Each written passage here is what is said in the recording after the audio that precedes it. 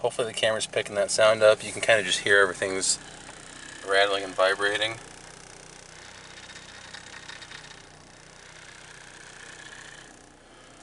So, new motor mount should correct this.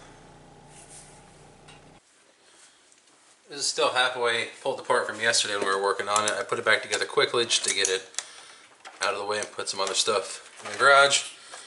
So we'll pull the ground back off. Remove that body ground. The ground is disconnected. Just put it out of the way.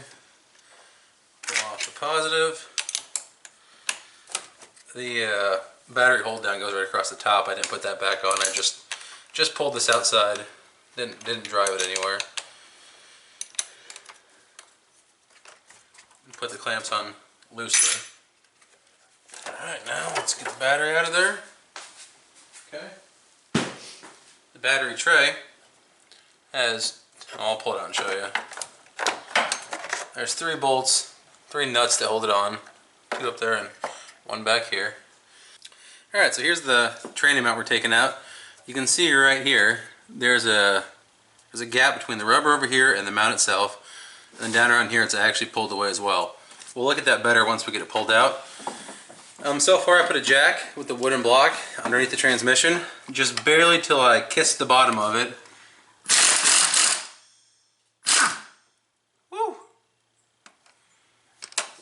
Not really putting any weight of the car on it. There we go. There we go. And it's free. The wood block is just to be on the safe side so we don't, you know, cause any damage to the pan. And you don't want to go crazy and smash the pan by just going to town with the jack. Just enough to take the weight of the transmission. If you start lifting the car, you've definitely gone too far.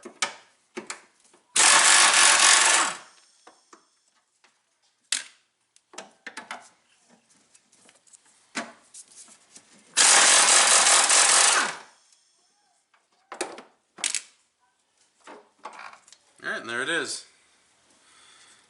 And you can see here, this is completely separated here. That should be affixed to the steel. And that, down here in the bottom as well. That's a better angle completely.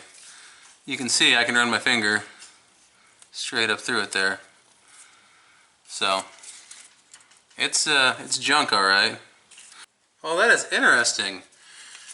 I thought this rubber wedge here was supposed to be attached. You can see dirt lines where it looks like it's clean and dirty, clean and dirty, clean and dirty, where that used to be attached. Look at this new one. Huge gap as well. However, there's no gap there whatsoever. No airspace. So, this just must be some kind of vibration dampening. I read online that these engines have terrible harmonics.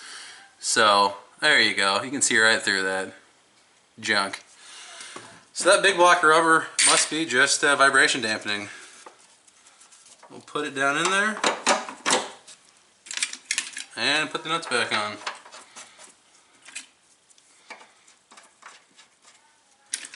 I'm going to start them all by hand.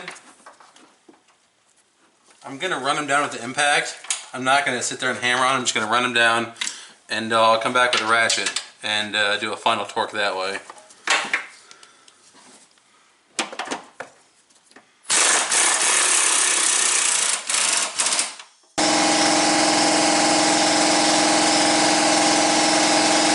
Started. This one here I probably will hammer on a little bit.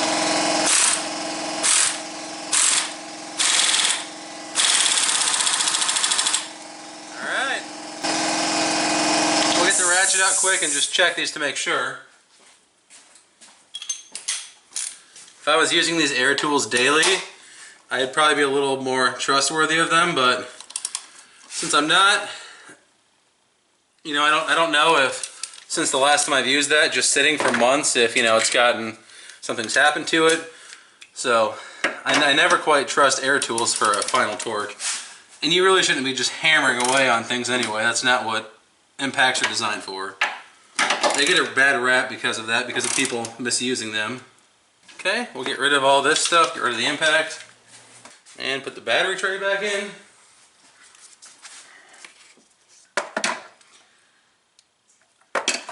Just double checking to make sure I'm not pinching anything underneath of this before I set it in there. Okay.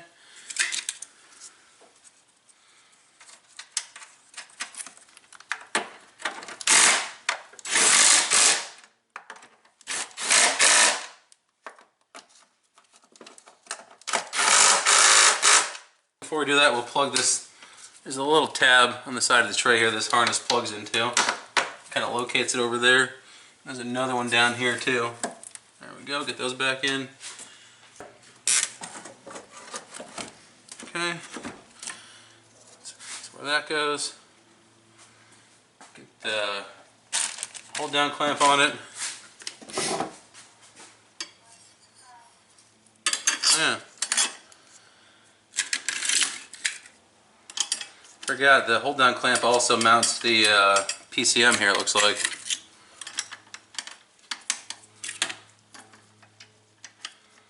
Hold down clamp. Oh, come on. Get all these started. Where's our ground cable?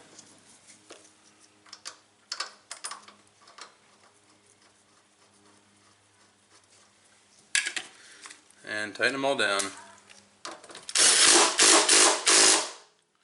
That one.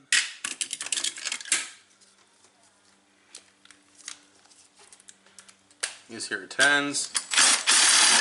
Yep.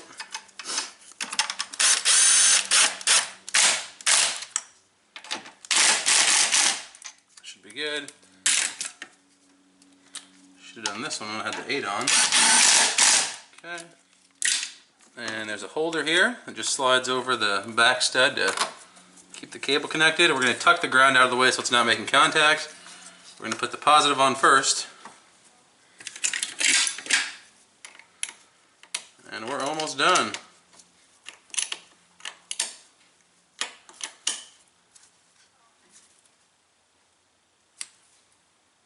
Okay, let's make sure they're good and tight.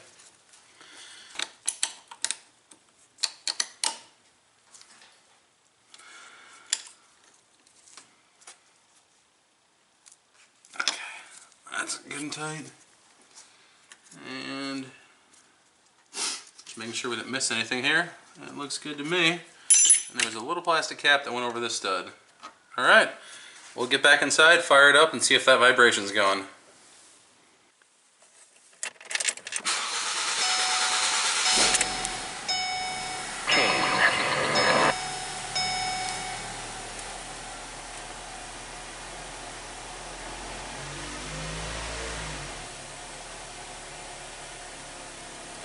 Well, to be honest, the vibration's still here. I don't know that it's as bad. I don't hear any plastic in here rattling.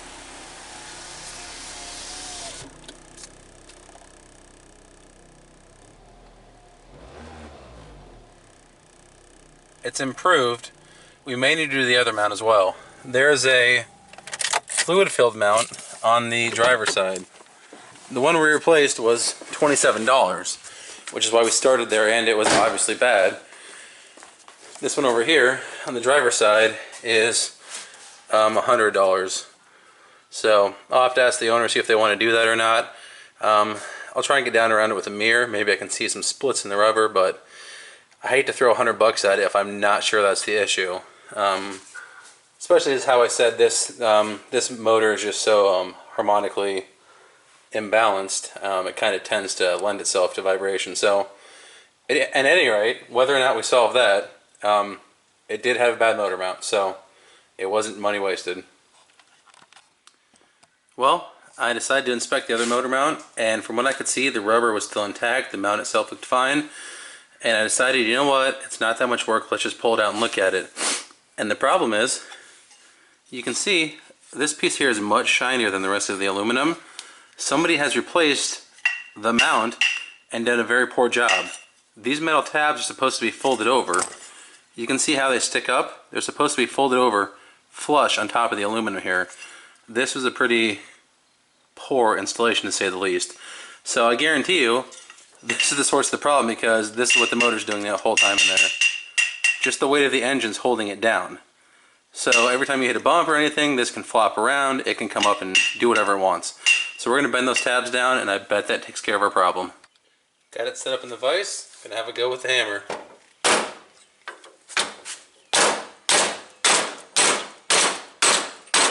And I'm not putting much force, that's folding right over nicely. I don't want to go too crazy given this is aluminum.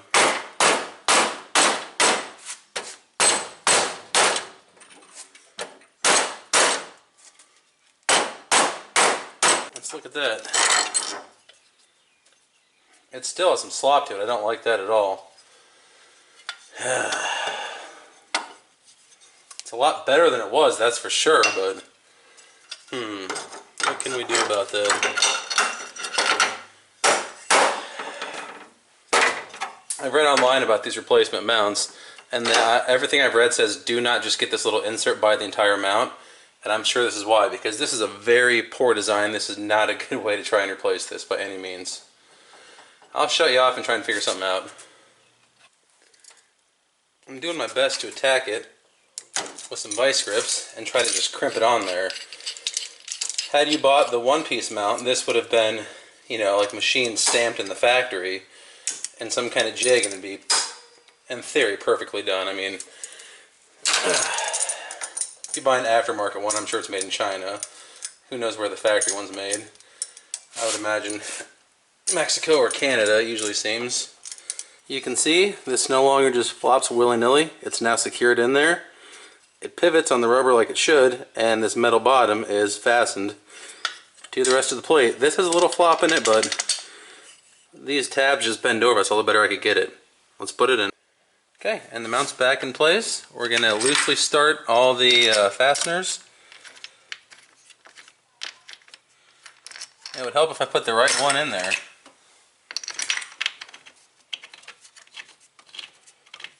It's very critical you make sure you get all of these started before you tighten any of them, because especially these two here go into an aluminum bracket on the motor, and if you start reefing on them with the impact, you're going to strip that right out. Let's see, the stud, one up here on the front.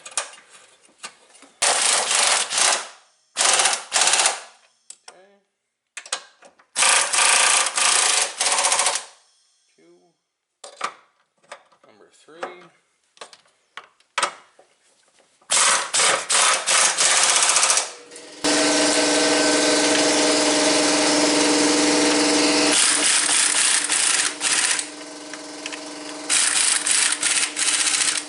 Get the coolant bottle back in, which is going right underneath where you're sitting.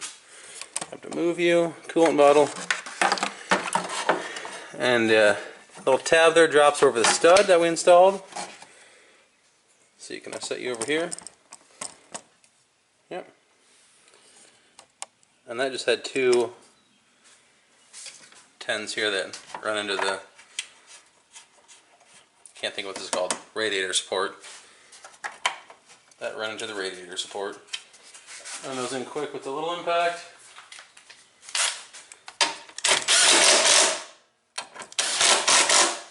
Drop the jack down.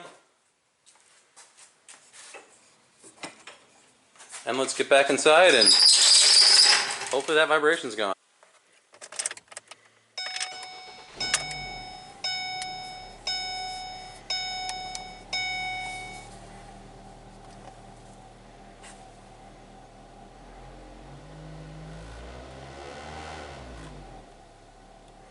I can still feel a vibration, but it does seem reduced. Then again, it's not my car, it's not something I drive every day, so I'm not super used to what it was like previously. You can clearly see daylight right through that both sides. If you guys like these videos, please comment, rate, subscribe for more. Thanks.